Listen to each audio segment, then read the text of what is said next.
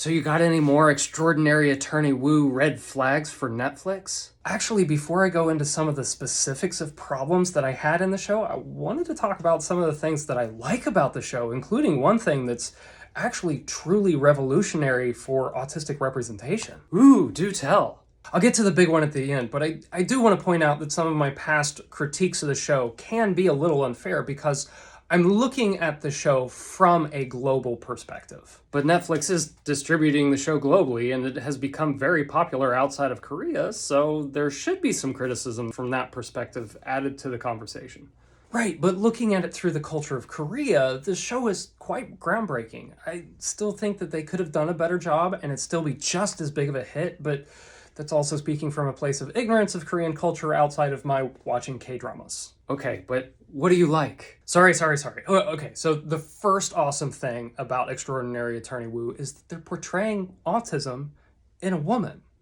Okay? You don't get it. Autism has largely been depicted as a male condition. Women are far more likely to go undiagnosed or misdiagnosed. So the fact that they chose a woman for the lead who's autistic is pretty revolutionary. Oh, I see. They also didn't make her a two-dimensional character. She struggles with questions of morality as she has to represent clients of questionable character, and she loses cases and makes mistakes.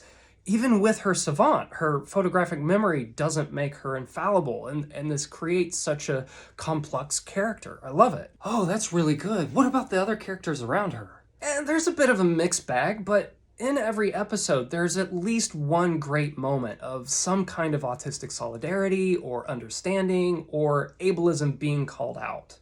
And I hear they're showing the spectrum of autism through other characters. I think this is one where at least American culture is in a different place than Korean culture, so my criticism may be a little harsh in that they're showing a spectrum of stereotypical autism manifestations.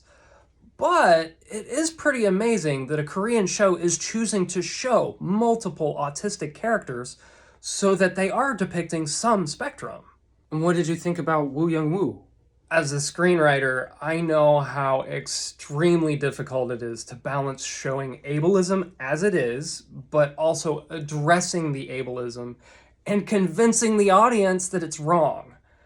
I do have to say that the first several episodes were incredibly hard to watch because not only were there ableist mindsets presented, but Woo Young-woo also presented a lot of internalized ableism toward herself, and none of these ableist perspectives were addressed. I thought you were focusing on the things you liked. I'm saying all that to say that although I would have done it differently, it was really cool to see Woo Young-woo very slowly develop over the course of the entire season.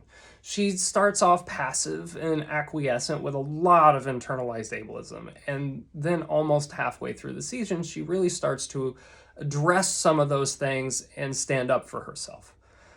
Looking at that from a point of view of trying to win over the audience, I can see how that could have been a tactic to get the audience to identify with their own perspectives, give that perspective some breathing room in the narrative, and then once they are totally hooked into the characters, the show starts to slowly dismantle those ableist viewpoints. Okay. So what's the big thing? Okay, the most amazing thing is Young-woo and Juno's relationship.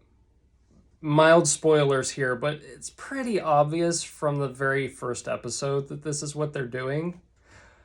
So from the beginning, Juno is supportive without judgment. That alone is rare. He exhibits curiosity and looks for ways he can provide accommodation, starting in their very first meetings.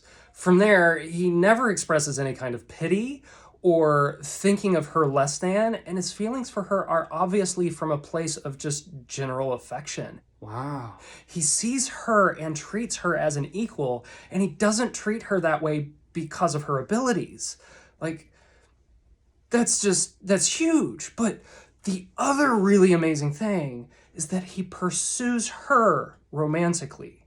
When in most depictions of autistic relationships, the autistic person is made to look awkward in their pursuit of trying to get somebody to like them until eventually they convince the reluctant object of their affection to see their worth. That doesn't happen here, and it fucking makes me cry because it's so mind-blowingly amazing. Wow, that's amazing. He likes her from the beginning and pursues her for being her. That's revolutionary.